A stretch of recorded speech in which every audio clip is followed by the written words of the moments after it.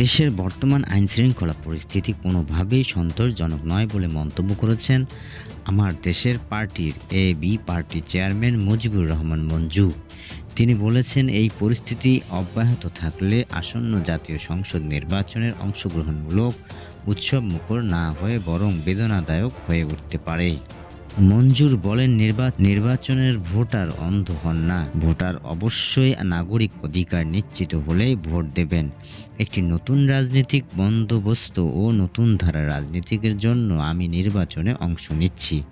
সেই নতুন ধারা গমন করতে ফেনী ভোটারদের প্রতি আমার আহ্বান থাকবে। তিনি আরও বলেন, দেশের আইনশৃঙ্খলা পরিস্থিতি কোনোভাবেই সন্তোষজনক নয়।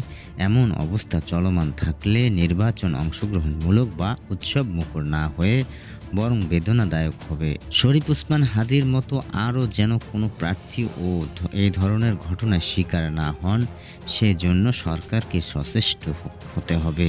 নির্বাচনের নিরাপত্তা ব্যবস্থা নিয়েও উদ্বেগ প্রকাশ করে এবি পার্টির চেয়ারম্যান বলেন, সার্বিক পরিস্থিতি দেখে মনে হচ্ছে নির্বাচন কমিশনের ঘোষিত ৩ স্তরের নিরাপত্তা ব্যবস্থা কেবল ফাঁকা বুলি হিসেবেই থেকে যাচ্ছে।